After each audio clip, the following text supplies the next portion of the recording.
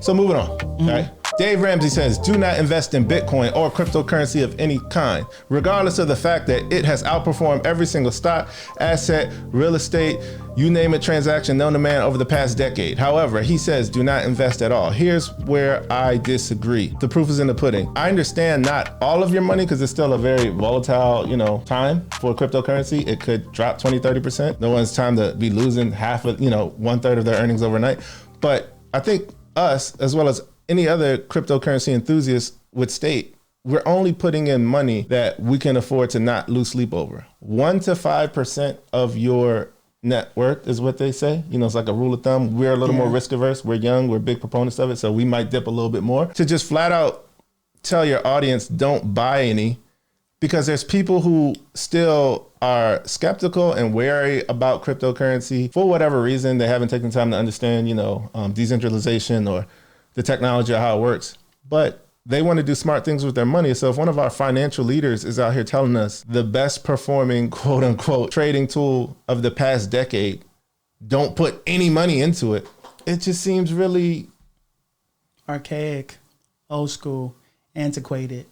All of the above. It's just and I mean, that honestly, this is probably the one that made me go off and send you and JR and Dodie the text. Like, this man said, don't put 1 penny in Bitcoin. Like, pay your house off in full instead. As if the 2 to 3% that you're borrowing on the hundreds of thousands is going to be sped up that much faster by you avoiding something that's returning 1,000x in some cases for some of these altcoins, right? So it's like, am I saying ride the wave of cryptocurrency and ignore this man? No. But what I'm saying is, to advise your followers to not touch it, not be educated on it, don't get involved at all, carry no cryptocurrency. It just seems like really, really bad advice. You know what I'm saying? It is bad advice. And I like the fact that you talk about, when you talk about things like the positives of them, right? Right. My take usually is, how can I take this one thing I'm investing in and do multiple things with it? So let's talk about Bitcoin and why you should invest in it. Outside of the fact that it can make you money, with all the money that's going into Bitcoin, cryptocurrency, and decentralized finance, that's a new wave of technology. So let me just rewind back to the internet age. We can agree that everybody in the internet age didn't get rich just off creating a company or just investing in a stock, right? Some of us, so Cisco was big like back then, right? You got skill sets that you could learn. Somebody got to do something on blockchain. Somebody got to sell everything that isn't automated between different organizations, right? Some developer has to program on blockchain. And so with you not understanding this technology, you're going to get left behind. Right. The same way how, luckily for us, we caught the wind of technology, and that's how we got into our careers and what we do now. Exactly. It's how we got to where we are now. Yeah. And so for you to put your head in the sand and not invest, we're not saying invest a lot, even if you don't want to do 5 to 10%. I'm investing because I'm also learning. If I lose it, I've learned so much, right? So I'll give you like just one quick example, right? Starting a Coinbase account. You put money into different things, right? That got me to looking at which coins I wanted to invest in. Right. After I did that, right, JR sent me a course on decentralized finance. I was like, holy shit, people are making crazy returns that the bank isn't currently paying. Right. And so what I did was I dollar cost average into a crypto coin called Compound, right? And so now I'm staking that for 5% interest. There you go. We got to do a video on staking, right? Right. Very, very important. But thank you for touching on that, because that's another way to guarantee a percentage of your money on a cryptocurrency, which according to him, you shouldn't even look at because you have a mortgage. That's insane to me. Like, seriously, dog. Like what the kind of advice? I mean, I get it because he's a baby boomer. It's a baby boomer giving you advice on cryptocurrency, right? It's kind of like our grandparents, like, schooling us on web browsers. Hey, I understand what you think you heard. And maybe you took 1 or 2 bad experiences from somebody else and highlighted it. Like, my sister got her social security number stolen, when she logged onto this website, and now, every website that asks you for your social or credit card is doomed and known to man, and we should never touch them. That's like the advice comes from 1 or 2 bad experiences from their peers from something they don't understand. When you and I both know, working in technology, we understand encryption, we understand secure protocol, we understand like how to tell when a website is bad versus when it's not, and to just denounce shopping on the web as a whole because you're old and something happened to you and you didn't like your experience. But you have a community, you have a following, you have people that you have helped in other areas. That's why I don't want the video to come off as a Dave Ramsey bash post, because what he's done for a large community of people in terms of driving debt freedom mindset, I think is a positive and good thing. I just think there is a point where we've got to like back and challenge some of this stuff, because if we're just taking everything he says at face value, then boom, I'm having an investment conversation with somebody who follows Dave Ramsey. He said, don't invest in crypto at all. I said, whoa, hold on.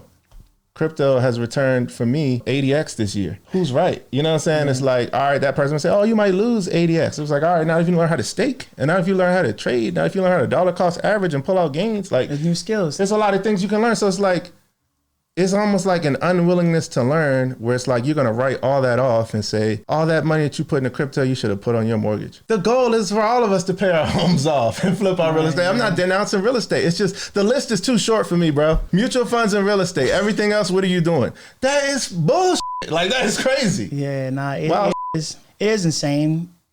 And I was listening to this podcast, I think Adam Grant. The one thing he said that stood out to me was, whenever you're having a conversation, no matter what side you're on, if it's a binary conversation, you're missing a lot of the gray area. And that's what this is, right? Nuance. So if you posted this with no nuance and he's so binary, you're missing a lot of the nuances of people's situations, of what's true. Some people can go broke doing this. Yeah.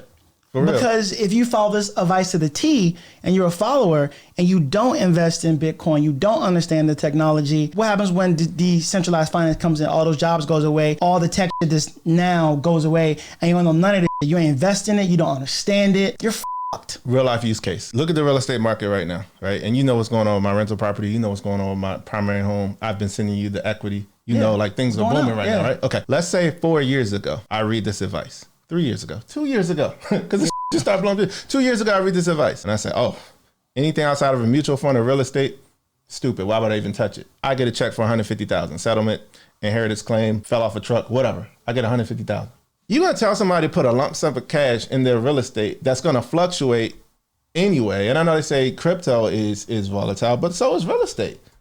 And you could burn 100 from your house being underwater, or gain an equity, and that same 100 you could have put in the market, made X amount of dollars, and then your real estate situation was going to be what it was going to be anyway. And you didn't even make a dent in it by putting that 100 cash on it, or 150 cash on it. So I'm like, it's just so one-sided. Like, you're going to, like, I think a better play would be for somebody who says, all right, let's look at these things he says don't invest in.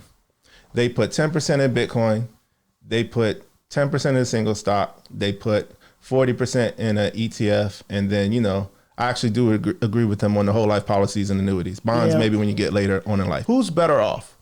The person who takes that lump sum of 150 and puts it on their mortgage balance, or the person takes that 150 and put 33% in Bitcoin, 33% in the ETF, that return 13% for you, VT Sachs, let's use that one, and a single stock. Let's say they bought, you know, Tesla, Apple, Chipotle, McDonald's, something that blew up. All right, you either knocked your balance off 100 to 150 on your house, or you put 100 to 150 in here and it's now worth 312, 350. Who was the smarter play? That's like obviously an example to our favor, but I would rather make a play like that where you have make a play. A diverse way for your money to grow. That way, if one of the three doesn't do as well, you still got other ways doing well versus just flat out boom. But he's so big on debt freedom, pay your house off. It's like you're going to have people taking every single dollar that they were looking to invest and paying for 15 to 30 years off on a mortgage. Then by the time they're 50, they got to do annuities a whole life because they done missed the crypto wave. They done missed the ETF. Like, you know what I'm saying? Yeah, I mean, I get it. It's just, it's too binary. It's just wild.